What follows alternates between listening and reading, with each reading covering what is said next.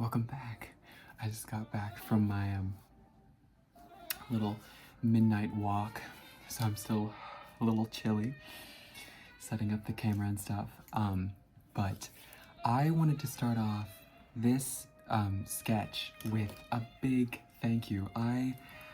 One of my previous videos has like over 500 views. 500 people clicked on that video and were like, yeah, I want to watch this guy draw.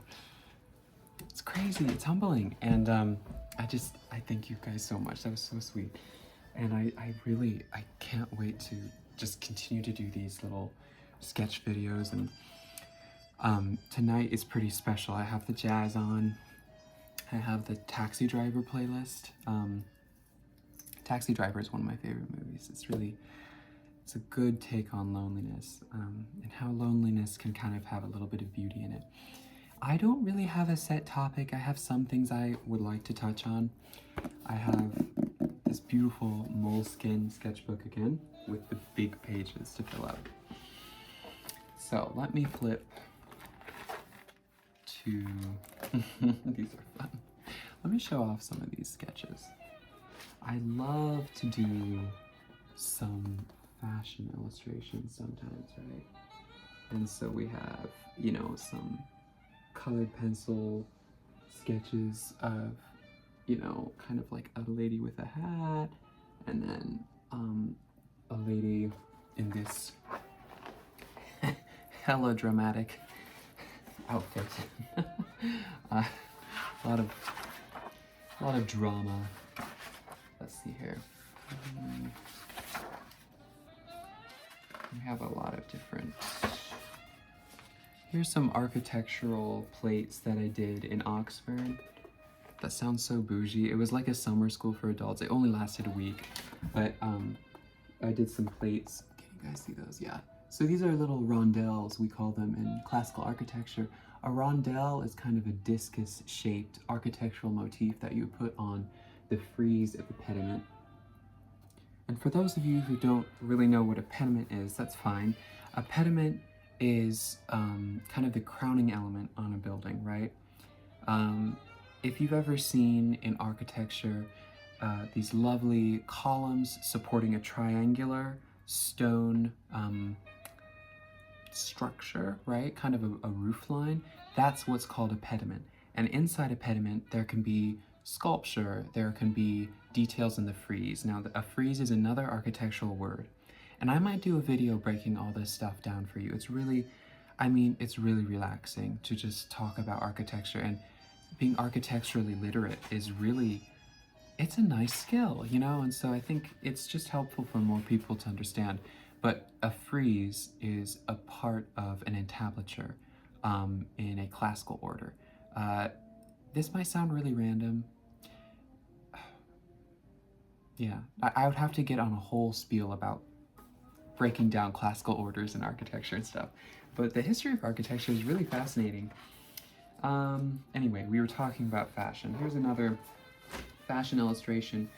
Again, I said in a different video how I'm obsessed with the moon. Well, this is the moon depicted as a lady, right? Kind of moonlit hair, ghostly figure. Again, pretty stylized. Sometimes I go for more stylized images instead of like hyper-realistic pictures. Here's some sketches from, sorry, this is turning into an impromptu sketchbook tour. It's not bad. I mean, it's different than what I expected, but here's a few more things I need to show you guys. I did these at the, it wasn't the London Gallery, it was the British Museum. The Parthenon is a beautiful ancient Greek temple in Parthenos, Athens. And the Parthenon was part of a Pan-Athenaic complex in Athens. You had the Erechtheion and the Parthenon as the two. The Erechtheion was the minor temple, and then the Parthenon was the larger temple on that hill.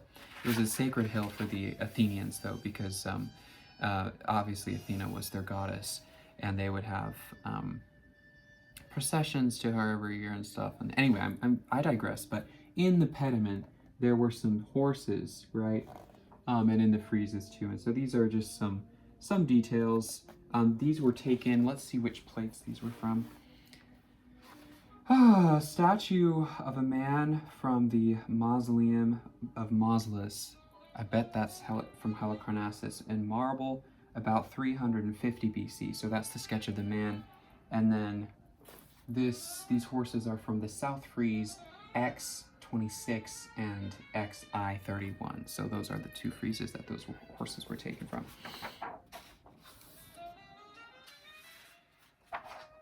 Yeah, a lot of different big sketches, little sketches, things that do. Oh, here's kind of another loose fashion illustration.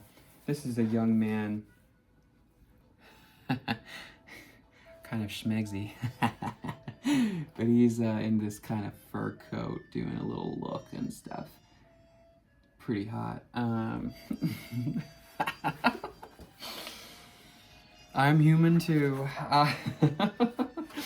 But we have a lot of different sketches. Here's another, well, that one's not so good. I don't know if I want to show that one. It's like, it's okay. But here's another really stylized sort of portrait. I just like to go stylized, y'all. Hyperrealism can kind of get boring. And so this is kind of, I mean, she looks like she's almost melting. A sultry sort of look. I mean, it really matches our saxophone in the background. I'm realizing maybe I do listen to a lot of saxophone music. Oh, this is a sultry look. I forgot I sketched this. Look at this young lady. Oh, she is looking at you. Very Picasso, right? Definitely different than this one I did, gosh, maybe a couple years ago. Very different than my style nowadays. Kind of dig it. Maybe I knew what was up.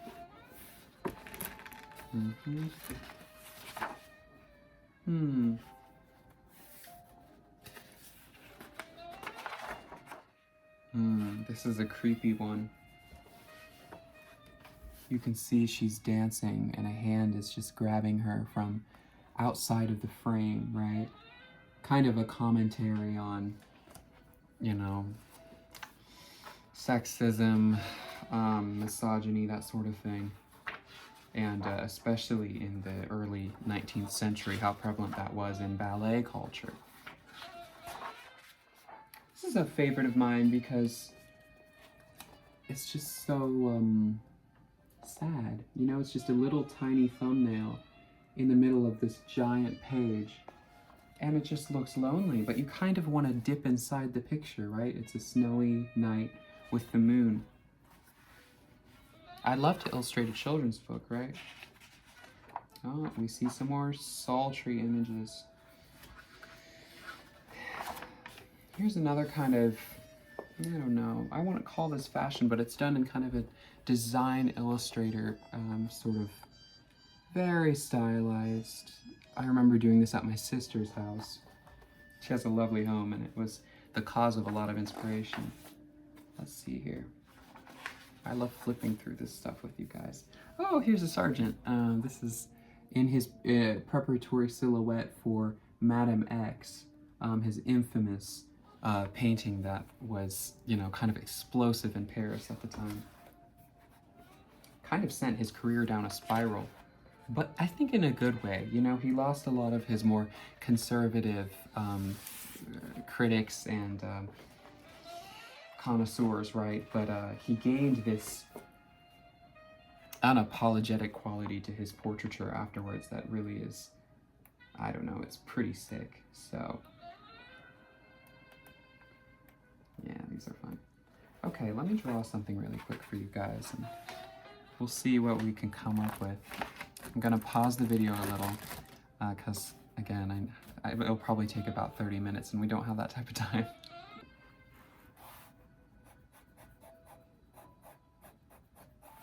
I'm so excited about Christmas. I know I keep saying that, but the holiday seasons, you guys, it's just the best. Just some more finishing touches on this guy.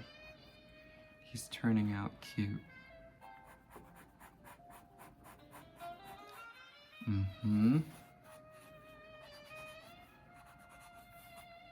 Okay. up. I think that's kind of fun. You can see, I don't know if you can see, but there are little stars in the background. Kind of a Starboy motif. I don't know, I think it's kind of fun. The way he's looking over his shoulder. I'm kind of trying to imitate my previous style, you know. I just like when faces are such a catalyst for emotion. Whoa. Just rocked that.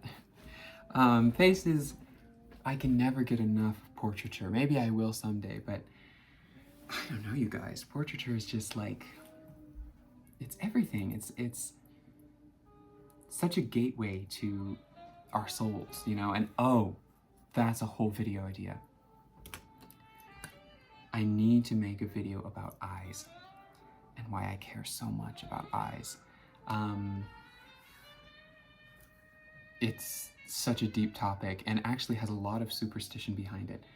So that might be a fun one. And I actually have a short story about eyes too that I might read, and a few poems by T.S. Eliot. That might be a whole video. Eyes are really important, and I don't know, I think when I sketch, you know, a figure, especially a face, there's just like, it renews part of me, you know?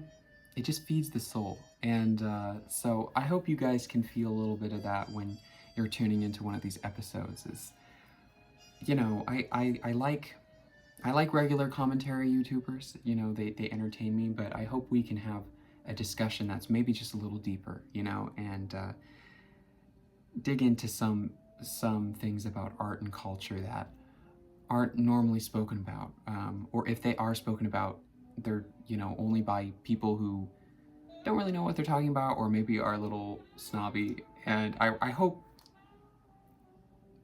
we can bridge the gap between, I hope we can build a community, right, where we can just talk about art for art's sake and just the love of creating. And I think I ran out of time, but with that, you know, again, thank you guys so much for watching my videos. You can tell I can just ramble on about this for like ever.